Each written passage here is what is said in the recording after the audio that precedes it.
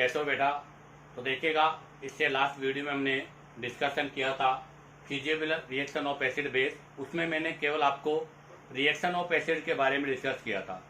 आज के इस वीडियो लेक्चर में हम फिजिबिलिटी एसिड और बेस दोनों की और कुछ बेस की रिएक्शनों के बारे में भी डिस्कस करेंगे।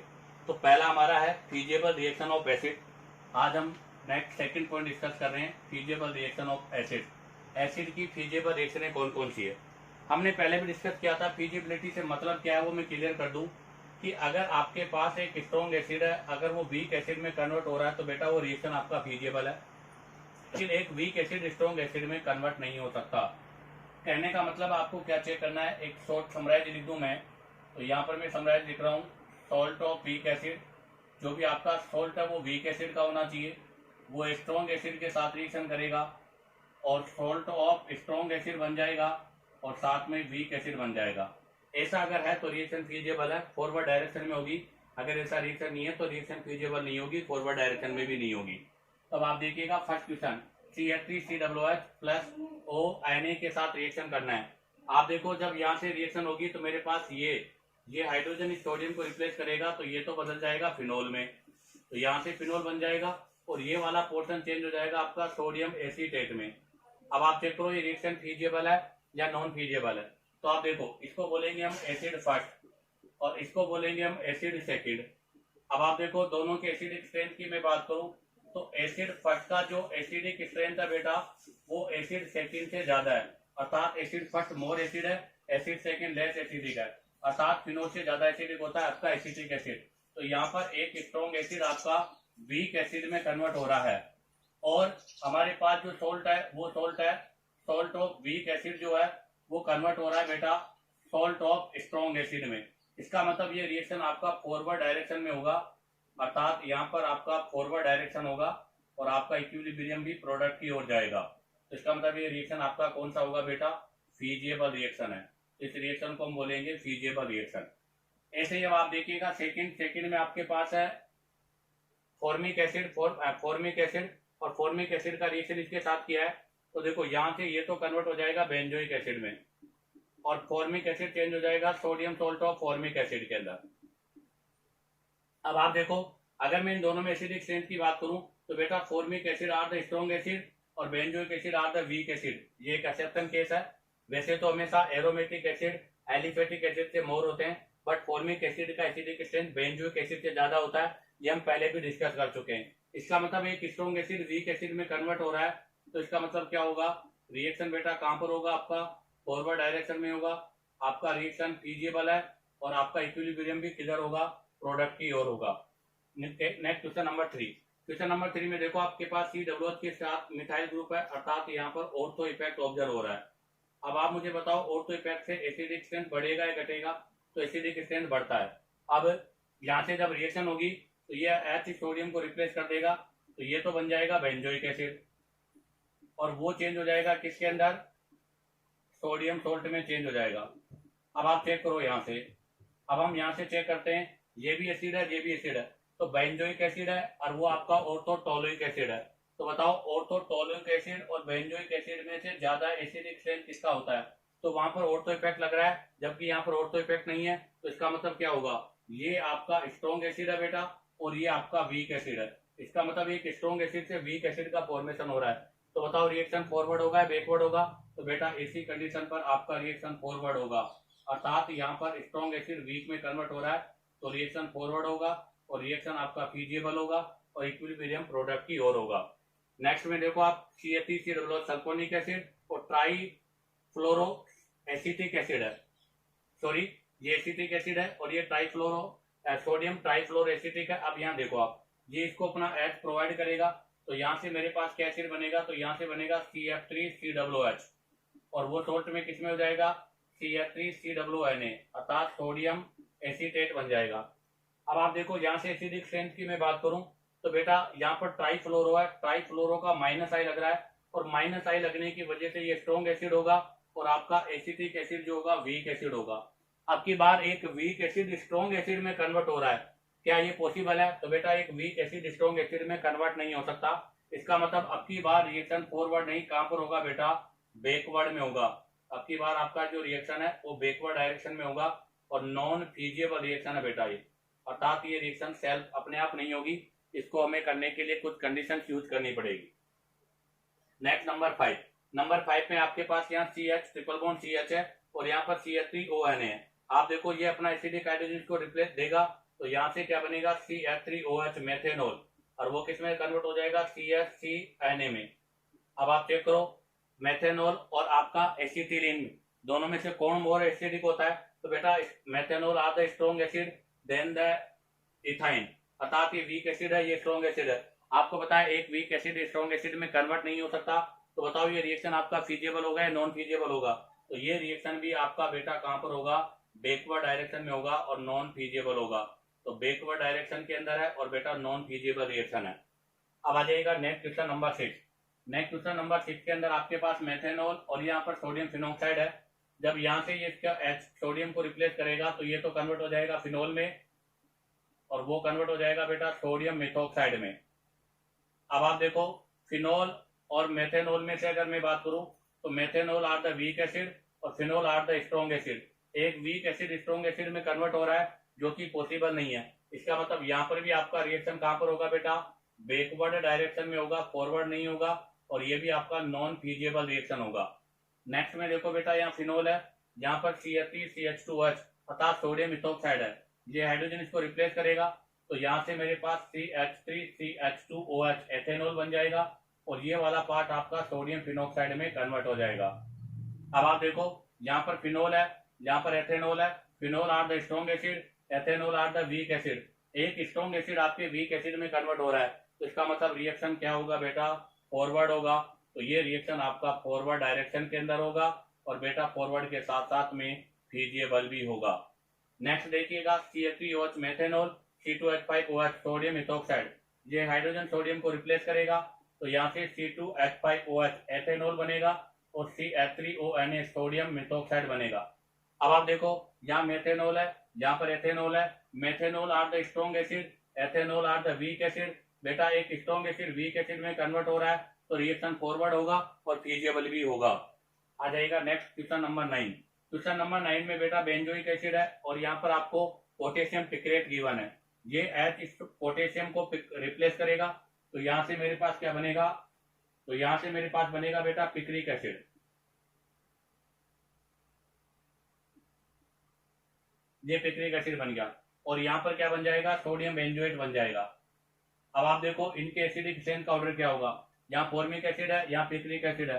बेटा वैसे तो फिनॉल हमेशा कार्बोक्सिलिक एसिड से लेस एसिडिक होता है, but picric acid are the stronger acid than the benzoic acid. Benzoic acid weak acid है, पिक्रिक एसिड स्ट्रॉन्ग एसिड है। आपको पता है एक वीक एसिड स्ट्रॉन्ग एसिड में कन्वर्ट नहीं हो सकता, इसका मतलब रिएक्शन फॉरवर्ड नहीं, कहां पर होगा बेटा, बैकवर्ड में होगा और आपका ऐसा रिएक्शन नॉन फीजिबल होगा। नेक्स्ट क्वेश्चन नंबर 10, आपको यहाँ पर बेंजीन सल्फोनिक एसिड है, जहां सोडियम एसीटेट है, हाइड्रोजन सोडियम को रिप्लेस करेगा, तो यहाँ से आपके पास बनेगा CH3COOH एसिटिक एसिड और सोडियम H के साथ आकर रिप्लेस होने से यहाँ बनेगा सोडियम सल्फोनेट। अब आप देखो यहाँ पर तो सल्फोनिक एसिड है, यहाँ पर एसिटिक एसिड है। Sulphonic acid are the strong acid और acetic acid are the weak acid. एक स्ट्रॉन्ग वीक में कन्वर्ट हो रहा है तो कंफर्म है बेटा रिएक्शन फीजिबल होगा और फॉरवर्ड डायरेक्शन में भी होगा। तो बस आपको कुछ भी नहीं चेक करना, केवल एक ही पॉइंट चेक करना है, क्या कि अगर स्ट्रॉन्ग वीक में कन्वर्ट हो रहा है तो फीजिबल और अगर वीक स्ट्रॉन्ग में कन्वर्ट हो रहा है तो नॉन फीजिबल। नेक्स्ट में देखिएगा बेटा ये फिनॉल है, इसके ऑर्थो पैरा पर नाइट्रो ग्रुप लगा हुआ है जिसका -M है। ये सोडियम फिनॉक्साइड है, इसके पैरा पर मिथाइल लगा हुआ है जिसका प्लस M है। ये H इसको रिप्लेस करेगा तो यहाँ से मेरे पास क्या बनेगा OH फिनॉल और उसके पैरा पर क्या होगा बेटा मिथाइल ग्रुप और ये Na इसको रिप्लेस कर देगा तो यहाँ से पैरा नाइट्रो सोडियम फिनॉक्साइड बन जाएगा। अब आप चेक करो इन दोनों में से एसिडिक स्ट्रेंथ, यहाँ पर बेटा -M लग रहा है और -M लगने से एसिडिक स्ट्रेंथ बढ़ता है। यहाँ पर CH3 मिथाइल ग्रुप लगा हुआ है जिसका +I है और इसके +I की वजह से बेटा एसिडिक स्ट्रेंथ डिक्रीज होता है। तो कहने का मतलब आपका ये स्ट्रॉन्ग एसिड है और ये आपका वीक एसिड है। बताओ एक स्ट्रॉन्ग एसिड वीक एसिड में कन्वर्ट हो सकता है? बिल्कुल कन्वर्ट हो सकता है। तो ये रिएक्शन भी आपका फॉरवर्ड होगा, बैकवर्ड नहीं होगा। ध्यान रखना, एरो का स्पेशली ध्यान दे बेटा, एक एरो बड़ा है एक एरो छोटा है, जो एरो बड़ा होगा रिएक्शन उसी डायरेक्शन में होगा। Next question number 12। Question number 12 में आपको यहाँ पर CH3COOH एसिटिक एसिड है और यहाँ पर NaCl गिवन है। आप देखो H जो है हाइड्रोजन वो Cl को रिप्लेस कर देगा, तो बताओ यहाँ से मेरे पास क्या बनेगा। तो यहाँ से मेरे पास बनेगा CH3COO Na और साथ में बनेगा हाइड्रोक्लोरिक एसिड। अब आप देखो यहाँ पर एसिड है, एसिटिक एसिड, यहाँ पर हाइड्रोक्लोरिक एसिड है। एक ऑर्गेनिक एसिड इनऑर्गेनिक एसिड में चेंज हो रहा है। इसका मतलब बेटा ये आपका वीक एसिड है, ये आपका स्ट्रॉन्ग एसिड है। इसका मतलब ये रिएक्शन आपका फॉरवर्ड नहीं बैकवर्ड होगा, क्योंकि ये वीक एसिड से स्ट्रॉन्ग एसिड का फॉर्मेशन पॉसिबल नहीं है। ऐसे ही लास्ट रिएक्शन में देखो आप, ये हाइड्रोजन इस NH3 को रिप्लेस करेगा, तो यहाँ से ये तो बन जाएगा CH3C ट्रिपल बॉन्ड CNA और साथ में क्या बनेगी बेटा, अमोनिया। अब आप देखो एसिटिलीन और अमोनिया में से acetylene are the strong acid, ammonia are the weak acid. एक स्ट्रॉन्ग एसिड बेटा वीक एसिड में कन्वर्ट हो रहा है। अगर एक स्ट्रॉन्ग एसिड वीक एसिड में कन्वर्ट हो रहा है तो डेफिनेट रिएक्शन फॉरवर्ड होगा, रिएक्शन बैकवर्ड नहीं होगा। इसी के साथ आपका ये फिजिबिलिटी रिएक्शन ऑफ एसिड का पोर्शन कंप्लीट होता है। अब आप चाहो तो यहाँ से इसका स्क्रीनशॉट ले लीजिएगा। तो देखिएगा बेटा, अब हम डिस्कस करेंगे next point number C, feasible reaction of base. Base के अंदर फीजिएबल रिएक्शन कौन कौन सी है। तो अकॉर्डिंग टू एसिड, एसिड वाला कॉन्सेप्ट यहाँ पर लगेगा बेटा, सिमिलर कॉन्सेप्ट है। हम भी यहाँ पर भी वही चेक करेंगे कि एक स्ट्रॉन्ग बेस है, उससे अगर वीक बेस बन रहा है तो रिएक्शन फीजिएबल है, अदरवाइज फीजिएबल नहीं है। अर्थात इसको मैं वही एक्सप्लेन कर दूं कॉन्सेप्ट के हिसाब से। तो आपके पास स्ट्रॉन्ग बेस है और conjugated acid of weak base है। जब इनके बीच में रिएक्शन होगी तो ये रिएक्शन आपका फॉरवर्ड होगा। आपका स्ट्रॉन्ग जो बेस है वो तो कन्वर्ट हो जाएगा वीक बेस में, और बेटा कॉन्जुगेटेड एसिड जो है वो आपका वीक से चेंज हो जाएगा स्ट्रॉन्ग बेस में। अगर ऐसा हो रहा है तो आपका रिएक्शन क्या होगा, फॉरवर्ड होगा, और फॉरवर्ड के साथ साथ में बेटा फीजिएबल होगा। बट अगर यही रिएक्शन ऐसे हो जाए कि आपका यहाँ पर वीक बेस है और conjugated acid of strong base है, और यहाँ से आपके पास स्ट्रॉन्ग बेस का फॉर्मेशन हो रहा है और conjugated acid of weak base है, तो बेटा अब रिएक्शन फॉरवर्ड नहीं, अब रिएक्शन आपका बैकवर्ड होगा। एसिड कंडीशन पर रिएक्शन बैकवर्ड होगा और इसको हम नॉन फीजिएबल रिएक्शन बोलते हैं। तो हमें यहाँ पर भी ये ध्यान रखना है कि एक स्ट्रॉन्ग बेस से वीक बेस का फॉर्मेशन होना चाहिए। देखिएगा, सबसे फर्स्ट एग्जांपल में ले रहा हूं, ये लिया है मैंने पिरिडीन, और पिरिडीन का रिएक्शन किया है एनिलीनियम आयन के साथ। ध्यान रखना, पिरिडीन है, एनिलीनियम आयन के साथ किया है। यहां से आपके पास जो प्रोडक्ट बनेगा उसमें ये H है, इसके साथ रिप्लेस होगा, अर्थात इसको प्रोटॉन डोनेट करेगा तो ये प्रोटॉन लेगा, तो यहाँ पर तो ये बन जाएगा और साथ में NH2 बन जाएगा, क्योंकि जो प्रोटॉन डोनर होते हैं वो बेस होते हैं, तो ये इसको अपना प्रोटॉन डोनेट करेगा। अब आप देखो, ये यहाँ पर बेस है तो ये हो गया आपका बेस फर्स्ट, और यहाँ पर ये बेस है और ये हो गया आपका बेस सेकेंड। आप बताओ इनमें बेसिक स्ट्रेंथ किसका ज्यादा होगा। Base first is more basic than base second, अर्थात बेटा पिरिडीन का बेसिक स्ट्रेंथ जो होता है वो एनिलीन से मोर होता है। तो इसका मतलब ये आपका स्ट्रॉन्ग बेस है और ये आपका वीक बेस है, और ये जो है अगर स्ट्रॉन्ग बेस है तो इसको क्या बोलेंगे, conjugated acid of weak base, और इसको बोलेंगे बेटा conjugated acid of strong base. तो इसका मतलब रिएक्शन आपका कहां पर होगा, फॉरवर्ड डायरेक्शन में होगा, और ऐसा रिएक्शन बेटा कौन सा होगा, फीजिएबल रिएक्शन होगा। अब आ जाएगा next question number 2। Question number 2 के अंदर भी हम इसी के सिमिलर एग्जांपल ले रहे हैं। तो मैंने एक तो ले लिया बेटा क्या, एनिलीन, और इसका रिएक्शन करा दिया आपका पायरोल के साथ।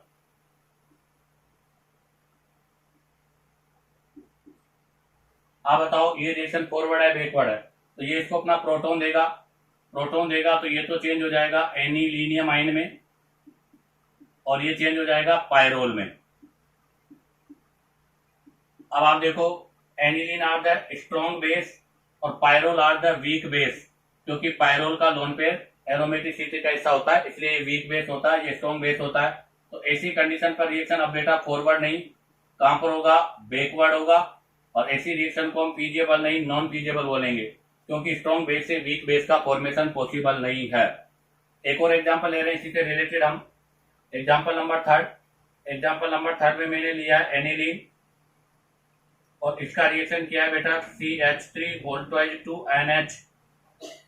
प्लस के साथ। अब आप देखो यहां से इसको अपना प्रोटॉन देगा तो यहां तो क्या बन जाएगा, एनिलीनियम आयन बन जाएगा और यहां से ये हटके क्या बनेगा बेटा CH3 तो ध्यान दे ये आ गया 2 डिग्री एलिफेटिक अमाइन या 2 डिग्री अल्काइल अमाइन है और ये आपका एनिलीन है। बताओ एनिलीन और 2 डिग्री एलाइल अमाइन में से एनिलीन वीक बेस होता है और 2 degree alkyl amine strong base होता है। तो बेटा एक वीक बेस से स्ट्रॉन्ग बेस का फॉर्मेशन आपका जो है अभी हो रहा है।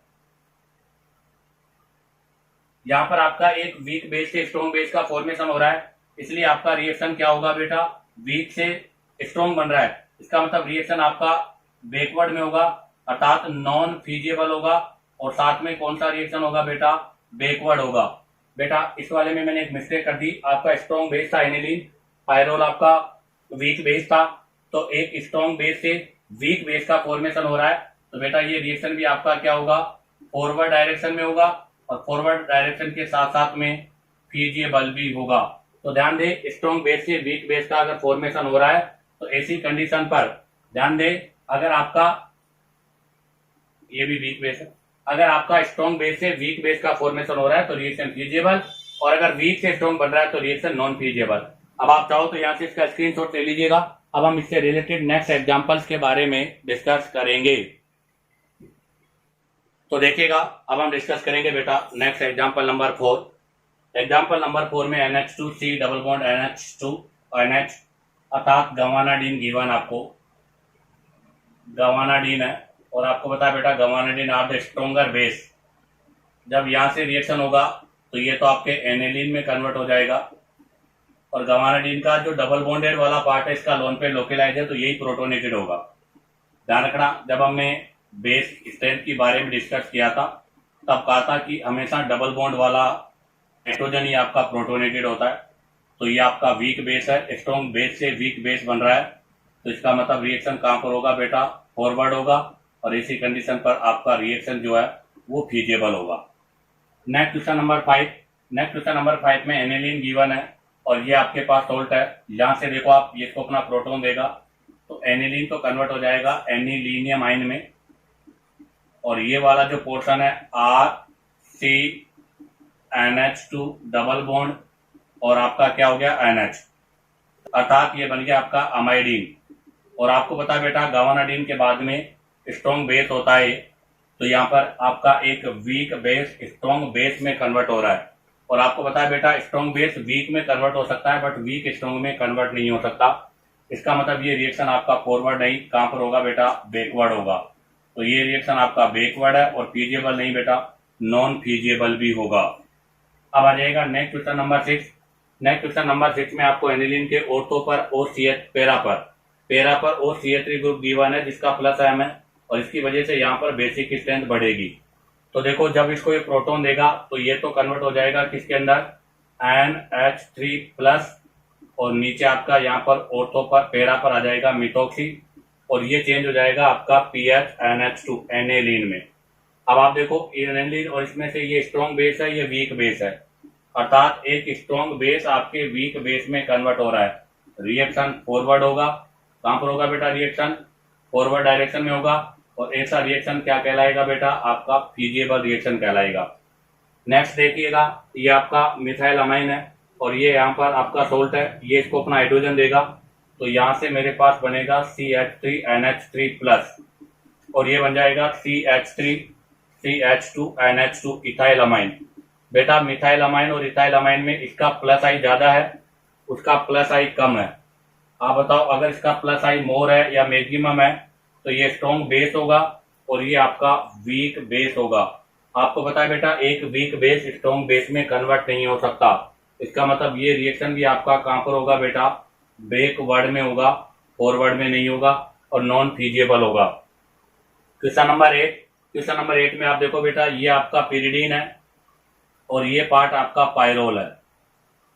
अब देखो यहां से ये H इसके साथ रिमूव हो जाएगा और पिरिडीन पे जाके लगेगा।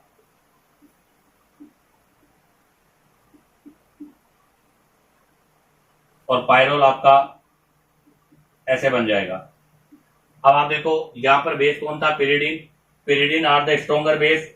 यहाँ पर बेस कौन है, pyrrole. Pyrrole are the weak base.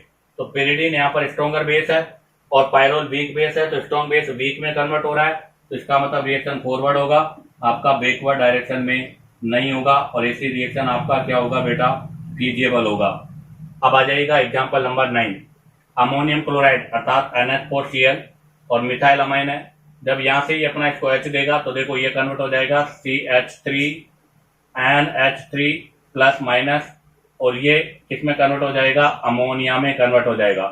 अब आप देखो इनमें से स्ट्रॉन्ग बेस कौन सा है, मिथाइल अमाइन में मिथाइल का प्लस आई है, जबकि इसको कोई एडवांटेज नहीं है, तो ये आपका स्ट्रॉन्ग बेस है, ये आपका वीक बेस है। स्ट्रॉन्ग बेस से वीक बेस बन रहा है, तो रिएक्शन कहां पर होगा बेटा, फॉरवर्ड डायरेक्शन में होगा, और ऐसा रिएक्शन आपका क्या होगा बेटा, फीजिएबल होगा।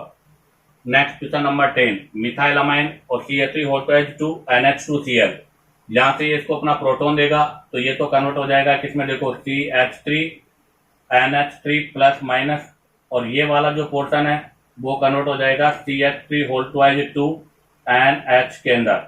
अब आप देखो ये मिथाइल अमाइन है अर्थात 1 डिग्री अमाइन है, और ये आपका 2 डिग्री अमाइन है,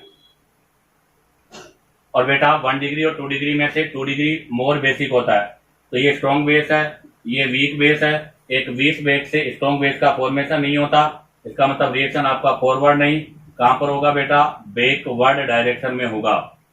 अब आ जाएगा next example number 11। Example number 11 में आपका एनिलीन है और ये सोल्ट है, इसको अपना H प्रोवाइड करेगा, तो यहां से ये तो कन्वर्ट हो जाएगा NH3Cl माइनस, और ये वाला पोर्शन अपना किसमें कन्वर्ट हो जाएगा, NH2 एनिलीन में, जिसके ऑर्थो पर क्या लगा हुआ है, CH3 ग्रुप। तो बेटा यहाँ पर तो SIP लगेगा अर्थात ऑर्थो इफेक्ट लग रहा है, और ऑर्थो इफेक्ट की वजह से जहां पर बेसिक स्ट्रेंथ डिक्रीज होगा, अर्थात ऑर्थो सब्स्टिट्यूटेड एनिलीन का बेसिक स्ट्रेंथ एनिलीन से लेस होता है, इसका मतलब ये स्ट्रॉन्ग बेस हो गया, ये आपका वीक बेस हो गया। स्ट्रॉन्ग बेस वीक बेस में कन्वर्ट हो रहा है, तो रिएक्शन कहां पर होगा बेटा, आपका फॉरवर्ड डायरेक्शन में होगा, और ऐसा रिएक्शन फीजिएबल होगा। इसी के साथ आपका ये फीजिबिलिटी ऑफ बेस का पोर्शन कंप्लीट होता है। अब आप चाहो तो यहां से इसका स्क्रीनशॉट ले लीजिएगा।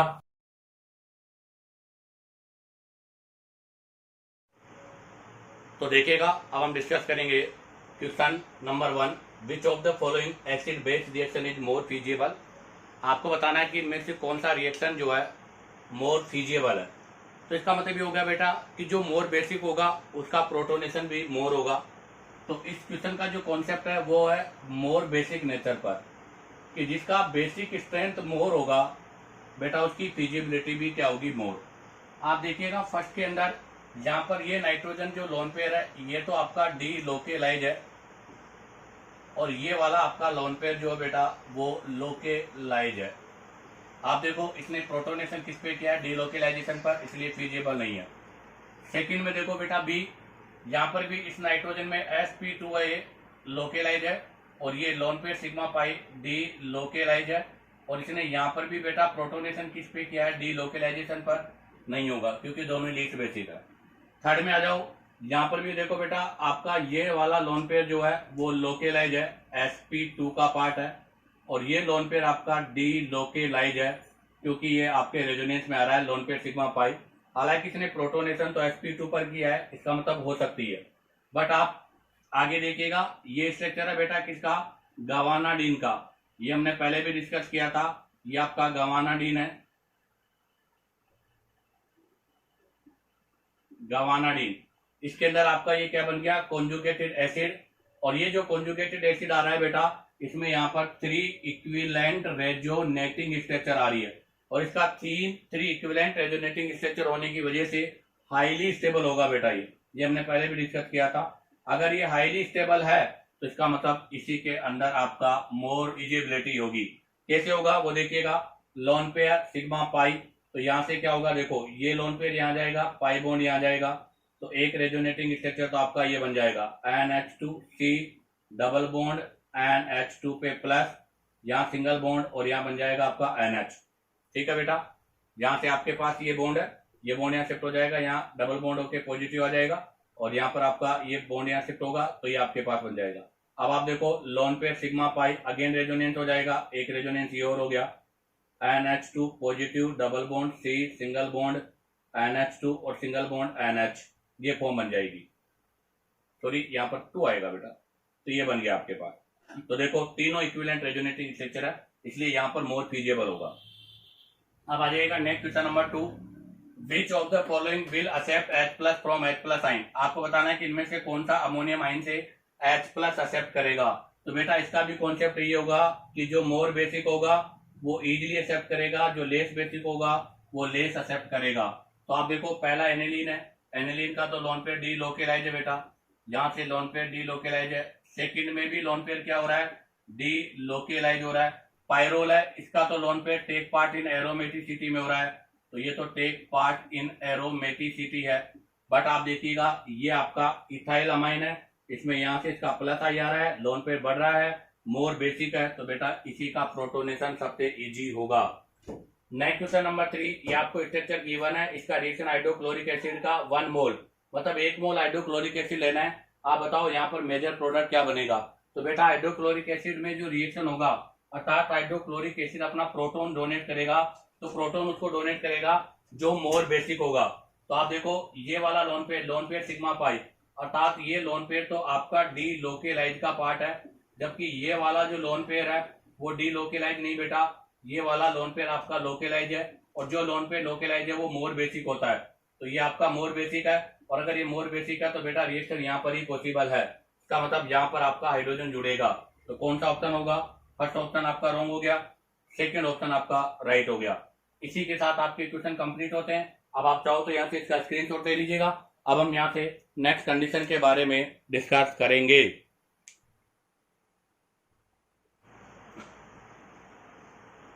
तो देखिएगा अब डिस्कस करेंगे हम नेक्स्ट साइट ऑफ प्रोटोनेशन, अर्थात ये एग्जांपल आपको दे रखे हैं, हमें बताना है कि कौन सी साइट पर प्रोटोनेशन होगा।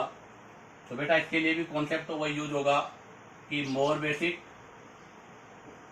मोर प्रोटोनेशन, जो मोर बेसिक है बेटा उसका प्रोटोनेशन भी मोर होगा, क्योंकि इसका बेसिक स्ट्रेंथ मोर होता है इस वजह से।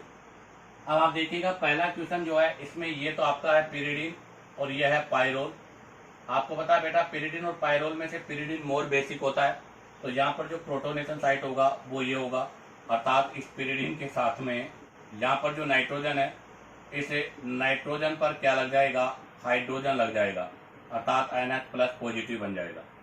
सेकंड में देखो बेटा ये वाला आपका एनिलीन का पार्ट है और ये वाला नाइट्रोजन आपके पिरिडीन का पार्ट है, और एनिलीन और पिरिडीन में से पिरिडीन मोर बेसिक होता है क्योंकि इसका लोन पेयर लोकेलाइज है, तो बेटा इसमें प्रोटोनेशन साइट आपका ये वाला होगा। Next question number 3, question number 3 में बेटा आपको अमाइडीन गिवन है, हालांकि इसके बारे में हमने जब बेसिक स्ट्रेंथ के बारे में पढ़ा था तब भी कहा था, ये अमाइडीन है। अमाइडीन में आप देखिएगा बेटा लोन पेयर सिग्मा पाई, ये वाला आपका डी लोकेलाइज है, जबकि ये वाला जो नाइट्रोजन है इसका लोन पेयर आपका लोकेलाइज है, और अगर ये लोकेलाइज है तो बेटा मोर बेसिक भी होगा ये, इसका मतलब यहाँ पर प्रोटोनेशन साइट यहाँ पर होगा, अर्थात यहाँ जो स्ट्रक्चर बनेगा CH3 C single bond NH2 double bond और NH2 प्लस, ये बन जाएगा। नेक्स्ट में देखो बेटा यहाँ पर ये नाइट्रोजन का लोन पेयर है और ये है, तो ये वाला लोन पेयर तो लोकेलाइज है और ये वाला लोकेलाइज नहीं बेटा, डी लोकेलाइज है, और अगर ये डी लोकेलाइज है तो ये लीस्ट बेसिक होगा, ये मोर बेसिक होगा, तो प्रोटोनेशन इस वाले नाइट्रोजन पर होगा। नेक्स्ट क्वेश्चन नंबर ई में देखो आप, ई में गवानाडीन दे रखा है बेटा, ई में क्या दे रखा है आपको, गवानाडीन है, और गवानाडीन में देखिएगा ये नाइट्रोजन का लोन पे डीलोकेलाइज है, इसका डीलोकेलाइज है और इसका लोन पे लोकेलाइज है, और आपको पता है जिसका लोन पे लोकेलाइज होता है वो मोर बेसिक होता है, तो यहाँ पर प्रोटोनेशन इस वाले हाइड्रोजन पर होगा, अर्थात NH2 C NH2 यहाँ डबल बॉन्ड और NH2 प्लस, ये प्रोटोनेशन साइट होगा। ऐप में आप देखिएगा बेटा ये सारा काम आपको एक्वस मीडियम में करना है, तो आप देखो ये NH2 कौन सा डिग्री है, 1 डिग्री, ये कौन सा डिग्री है, 2 डिग्री, और ये कौन सा है, 3 डिग्री, और एक्वस में बेसिक स्ट्रेंथ का ऑर्डर 2 1 3 होता है, तो यहाँ पर प्रोटोनेशन का साइड कौन सा होगा बेटा, 2 डिग्री वाला होगा। और यही केस अगर गैसियस में होता तो बेटा प्रोटोनेशन का साइड कौन सा होता है, क्योंकि वहां बेसिक स्ट्रेंथ का ऑर्डर 3 to 1 होता, तो ये वाला हो जाता। अब आ जाएगा नेक्स्ट में आप देखिएगा बेटा, इस नाइट्रोजन पे लोन पेयर है, यहाँ पर भी नाइट्रोजन पे लोन पेयर है, इन दोनों में चेक करना है।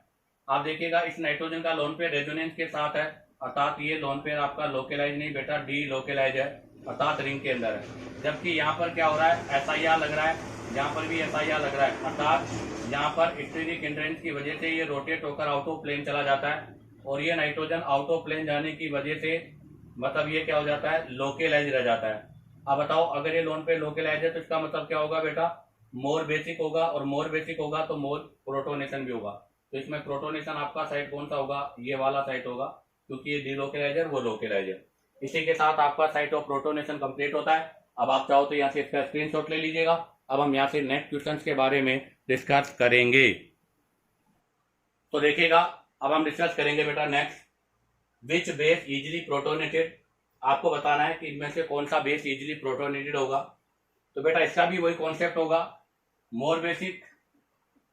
अगर आपका कोई मोर बेसिक है तो बेटा वो इजिली प्रोटोनेटेड होगा, अर्थात जिसका बेसिक नेचर ज्यादा होता है उसका प्रोटोनेशन इजिली होता है। फर्स्ट क्वेश्चन में देखिएगा, PH NH2 एनिलीन और मिथाइल है। हमें पता है बेटा एनिलीन और मिथाइल में से मिथाइलिन अर्थात क्या, सॉरी मिथाइल क्या, एलिफेटिक अमाइन है, इसका बेसिक स्ट्रेंथ मोर होगा, क्योंकि यहाँ पर इसको प्लस आई है और यहाँ पर आपका लोन पे डी लोकेलाइज है। तो यहाँ पर हमारे पास जो आंसर आएगा वो आएगा PH NH2। ये तो ऐसे कैसे रह जाएगा, बट CH3NH3 इसका प्रोटोनेशन हो जाएगा और ये प्लस में आ जाएगा। सेकेंड में देखो, ये पिरिडीन है और ये एनिलीन है। आपको पता है बेटा पिरिडीन और एनिलीन में से पिरिडीन का बेसिक स्ट्रेंथ एनिलीन से मोर होता है। ऐसा क्यों, क्योंकि इसका लोन पेयर डी लोकेलाइज है और इसका लोन पेयर लोकेलाइज है। तो अगर पिरिडीन की बेसिक स्ट्रेंथ मोर है तो बेटा प्रोटोनेशन साइट भी पिरिडीन पर ही होगा। तो यहाँ नाइट्रोजन पर H आ जाएगा और आपका एनिलीन ऐसे कैसे रह जाएगा। क्वेश्चन नंबर 3 में एनिलीन है और ऑर्थो आपका मतलब ऑर्थो सब्स्टिट्यूटेड एनिलीन है। अब आप देखो ऑर्थो सब्स्टिट्यूटेड एनिलीन में तो ऑर्थो इफेक्ट लग रहा है, ऑर्थो इफेक्ट है बेटा यहाँ पर, अर्थात SIP है, और SIP की वजह से बेसिक स्ट्रेंथ घटेगी, तो ये लीस्ट बेसिक होगा, ये मोर बेसिक होगा। तो अगर एनिलीन मोर बेसिक है तो प्रोटोनेशन भी एनिलीन पर ही होगा, ऑर्थो सब्स्टिट्यूटेड एनिलीन पर नहीं होगा, क्योंकि इसका बेसिक स्ट्रेंथ लीस्ट है। नेक्स्ट, अगले में आपको दे रखा है एक तो गावानाडीन और एक दे रखा है पायरोल। तो बेटा ये पायरोल है और ये गावानाडीन है। पायरोल और गावानाडीन में अगर मैं बात करूं तो बेटा गावानाडीन आर द मोर बेसिक, और गावानाडीन में भी आप देखिएगा यहाँ पर भी 2 टाइप के नाइट्रोजन है, एक तो NH2 की फॉर्म में है और एक आपका NH की फॉर्म में। तो बेटा जो NH2 की फॉर्म में है इसका लोन पेयर डी लोकेलाइज है, और NH वाले का लोन पेयर जो बेटा वो लोकेलाइज है। इसका मतलब प्रोटोनेशन साइट ये वाला होगा। तो यहाँ पर जो प्रोटोनेशन साइट है अर्थात प्रोटोनेशन होने के बाद जो स्पीशीज आपको मिलेगी वो मिलेगी ऐसे, जबकि पायरोल ऐसे कैसे रह जाएगा, उस पर आपका प्रोटोनेशन पॉसिबल नहीं है। नेक्स्ट आपको दे रखा है फिफ्थ में देखिएगा, एक ही स्ट्रक्चर के अंदर 2 नाइट्रोजन है, एक नाइट्रोजन ये है, एक नाइट्रोजन ये है। बेटा ये तो आपके एरोमेटिसिटी का हिस्सा है, it is the part of aromaticity, जबकि ये लोन पेयर आपका लोकेलाइज है और जो लोकेलाइज है उसी पर प्रोटोनेशन होगा।